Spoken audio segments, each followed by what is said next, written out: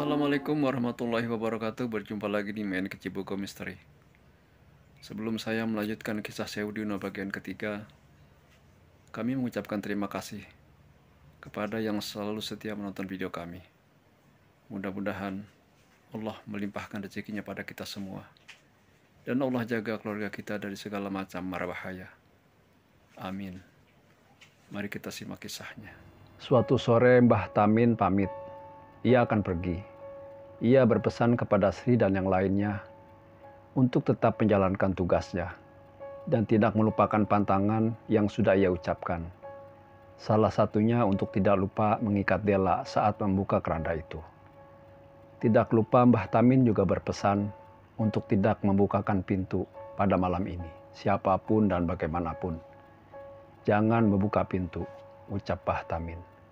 Sebelum ia pergi melangkah menembus pepohonan hutan. Sri yang mendengarnya merasa merinding setiap ingat pesan orang tua itu. Hari sudah gelap. Sri menutup pintu dan jendela, lalu pergi ke kamar. Di sana ia melihat Tini sudah tidur. Di sampingnya Erna tengah meringis menahan sakit. "Kamu kenapa, Er?" tanya Sri.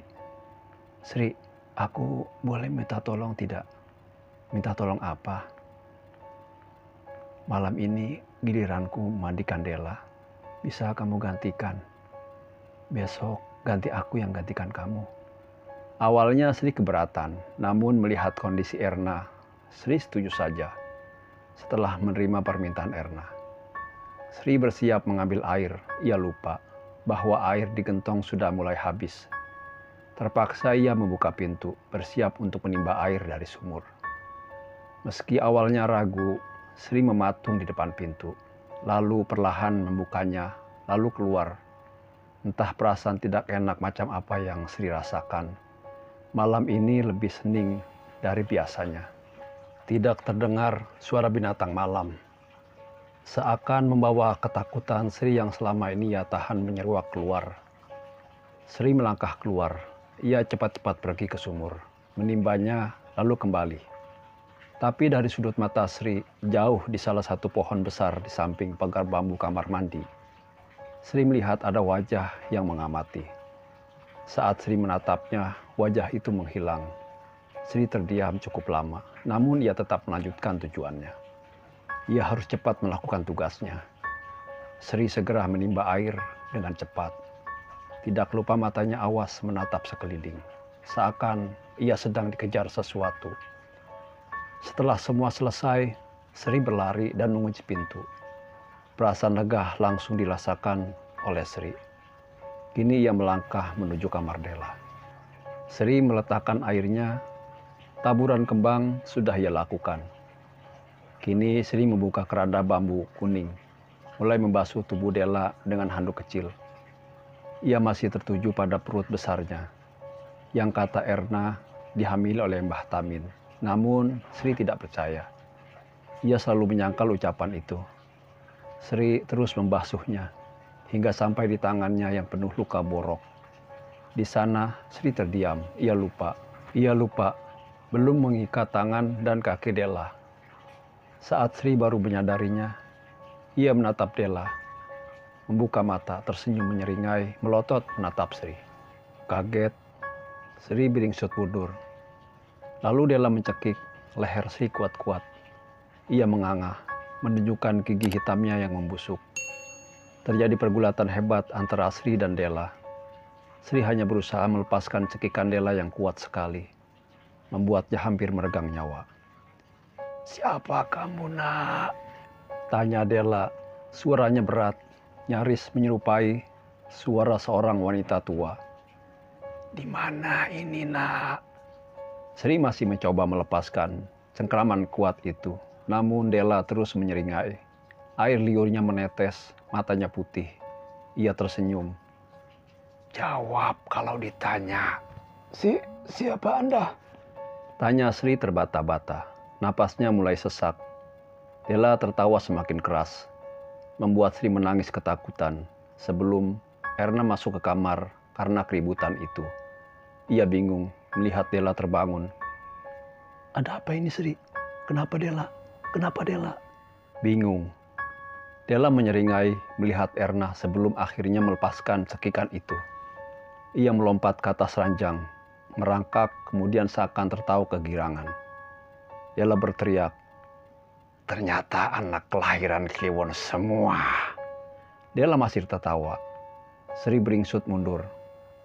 Sementara Erna masih bingung dan shock melihat wajah Della yang mengerikan itu. Della terus melihat Sri dan Erna bergantian. "Percuma, 1000 harinya anak ini akan segera habis. Kalian hanya jadi tumbal untuk anak ini."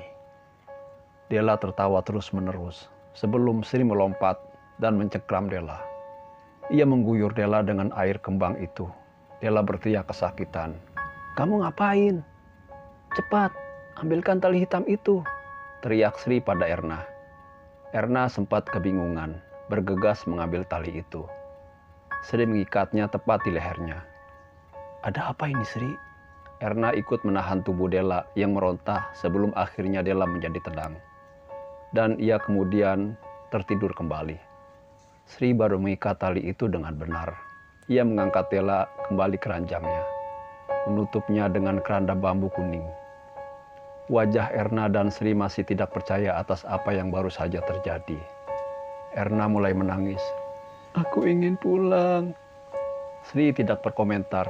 Ia sadar bahwa sekarang ia juga ingin pulang. Hanya saja bila bukan karena sudah terikat, dan pasti ada risiko yang sudah menunggu bila mereka pulang. Lantas, apa yang disembunyikan oleh Simbah? Sri menceritakannya semua kepada Erna. Ia lalai dalam menjalankan tugasnya.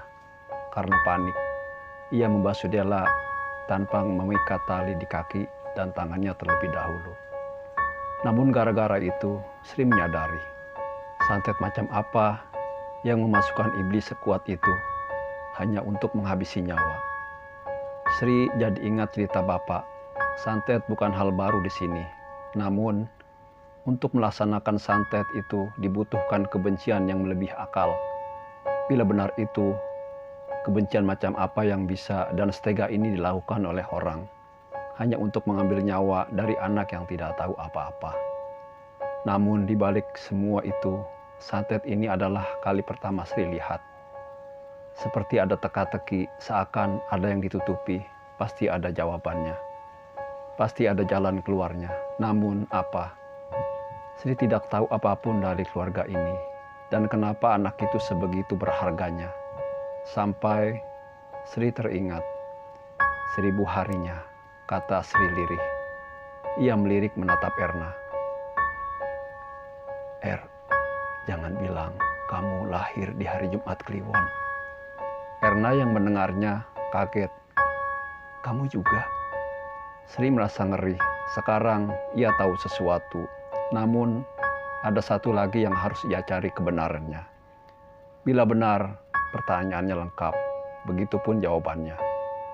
Tidak hanya Della yang hidup di ujung maut, tapi mereka bertiga semua terjerat dalam satu garis weton yang sama. Sejahat itu keluarga ini. Untuk harga nyawa mereka semua. Lalu terdengar suara orang mengetuk pintu. Erna pun sama. Ia langsung berdiri. "Mbah Tamin pulang, Sri. Ayo kita tanya orang tua itu. Dia harus menjelaskan semuanya. Ada apa sama anak gila ini?" Erna pergi. Sri baru ingat pesan Mbah Tamin. Ia langsung bergegas bersiap menghentikan Erna. Sri lari mengejar Erna. Untungnya ia masih sempat mencengkram lengan Erna. Mereka terdiam di depan pintu rumah. Suara ketukan itu terdengar lagi. Setiap ketukannya terdiri dari 3 ketukan. Semakin lama ketukannya semakin cepat. Semakin cepat, semakin cepat. Sampai tidak ada ketukan lagi. Erna dan Sri saling berpandangan, bingung. Keheningan menenggelamkan mereka di dalam rumah itu. Sebelum sesuatu menggebrak pintu dengan keras hingga membuat mereka bersentak.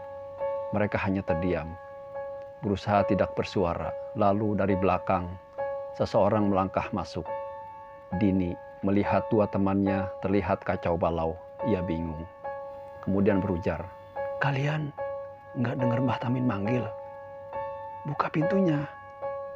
Jangan ngaur kamu, celoteh Erna. Namun Dini memaksa, bahkan Sri yang memegang tangannya.